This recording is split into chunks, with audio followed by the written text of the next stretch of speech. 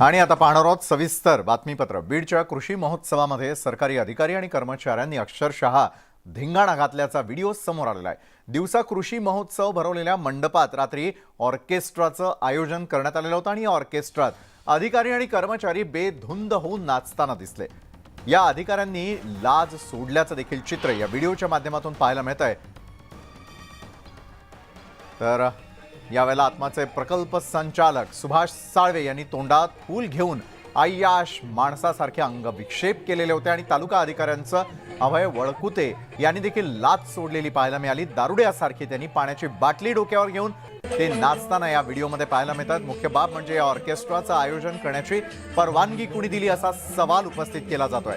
कृषी महोत्सवाच्या मंडपामध्ये हा धांगडधिंगा सुरू असताना बीडच्या लोकप्रतिनिधी आणि प्रशासनानेही त्याच्याकडे काना डोळा केलेला होता का असा सवाल या निमित्तानं उपस्थित केला जातोय।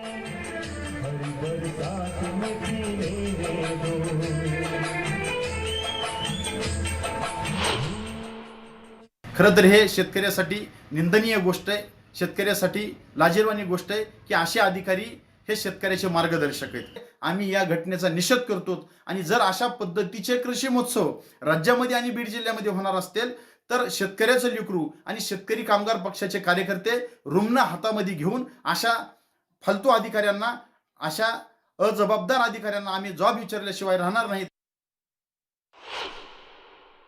कृषी महोत्सवाच्या मधून शेतकऱ्याच्या बाजूने, शेतकऱ्याच्या हिताच्या दृष्टीने कार्यशाळा होणं अपेक्षित असतं, परंतु अशा जबाबदार अधिकाऱ्याने नाचणं आणि बॉटल घेऊन ते अत्यंत संतापजनक आहे, निषेधार्थ आहे।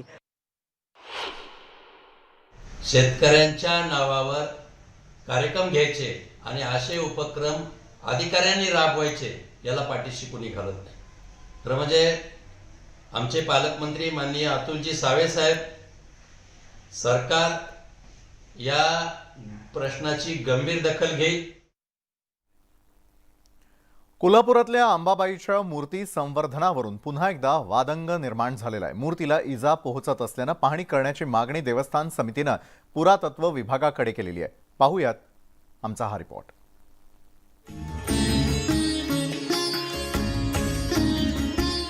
डोळे भरून देवाचं रूप पाहिलं की मन प्रसन्न होतं। देवस्थानी जाताना प्रत्येकाची हीच भावना असते। अंबाबाई भक्तांच्या याच भावनेला तडा गेल्याचं समोर आलंय। 3.5 शक्तिपीठांपैकी एक असलेल्या अंबाबाई देवीच्या मंदिरात देवीच्या मूर्तीला इजा पोहोचल्यानं खळबळ उडाली आहे। मूर्तीच्या अवयवांना वारंवार धक्का पोहोचतोय। मूर्तीवर केल्या जात असलेल्या संवर्धन प्रक्रियेमुळेच मूर्तीच्या सौंदर्याला धक्का पोहोचतोय यावर बोट ठेवण्यात आलं। 26 जानेवारी 2023 ला मूर्तीच्या डाव्या कानाजवळचा थर निघाला। ऑगस्ट-सप्टेंबर मध्ये मूर्तीच्या ओठाला झालेली दुखापत लपवण्याकरता एका रात्रीत संवर्धन प्रक्रिया राबवण्यात आली। मूर्तीच्या चेहऱ्यावरचे भाव बदलल्याचा आरोप होतोय। मूर्तीच्या पानपात्राच्या हाताची 2 बोटं पूर्णपणे झिजली आहेत। म्हाळंग घेतलेल्या उजव्या हाताच्या बोटाचीही पूर्ण झीज झाली आहे। पावलांवरील बोटांचीही झीज झाली आहे। सिंहाच्या पाठीमागील बाजू पूर्णपणे दिसेनाशी झाली आहे। सिंहाचा चेहराही अस्पष्ट होऊ लागलाय। मूर्तीच्या अंगावरचे सगळे दागिने जवळपास अस्पष्ट आहेत। या आक्षेपांनंतर देवस्थान समितीनं आता पुरातत्व विभागाकडे पुन्हा एकदा मूर्तीची पाहणी करण्याची विनंती केली आहे। आपल्याकडे जेव्हा इजा पोचल्याची नोंद झाली त्यावेळी आपण पुरातत्व विभागाला तसं कळवून त्यांचं लेखी मार्गदर्शन मागवलं होतं। त्यानंतर त्यांनी प्रत्यक्ष पाहणी करून त्याचा अहवाल द्यायला पाहिजे। आता त्यांची पाहणी झालेली आहे। त्यानंतर मागच्या आठवड्यात सुद्धा डॉक्टर विलास वाहने येऊन पाहणी करून गेलेले आहेत। वाहने सरांनी पाहणीसाठी पुन्हा 1-2 दिवसात येणार असं कळवलेलं आहे आणि त्यांचा जेव्हा पूर्ण अहवाल येईल त्यावेळी आपल्याला पुढची काय कारवाई करता येईल ते आपण नक्की करू। संवर्धन प्रक्रियेनंतर पुरातत्व विभागानं घालून दिलेले नियम आणि अटी किती पाळल्या जातात याविषयीही साशंकता आहेच, तरी भाविकांच्या भावनांशी खेळ नको असा इशारा भाविक देत आहेत। 2015 साली रासायनिक संवर्धनाच्या माध्यमातून मूर्तीचं पुन्हा एकदा संवर्धन करण्यात आलं आणि त्या संवर्धनानंतर मात्र मूर्तीची अवस्था चांगली व्हावी अशी भक्तांची अपेक्षा होती, पण प्रत्यक्षात तसं झालं नाही। मूर्तीच्या अंगावरती पांढरे डाग पडू लागले आणि मूर्तीच्या अवयवांची झीजही व्हायला लागली। पुरातत्व विभाग असो, महाराष्ट्र शासनाचे तज्ज्ञ असोत किंवा धर्मशास्त्राचे तज्ज्ञ असोत, यांनी एकत्र येऊन एक कमिटी स्थापन करावी आणि या मूर्तीबाबत योग्य तो निर्णय घ्यावा.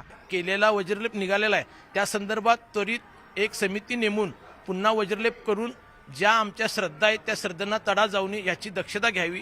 अन्यथा भावना दुखवल्या गेल्या तर उद्रेक होण्याची शक्यता आहे. मूर्तीची झीज टाळण्यासाठीची संवर्धन प्रक्रियाच आता मूर्तीला धक्का पोहोचवत असल्याचं समोर आलंय.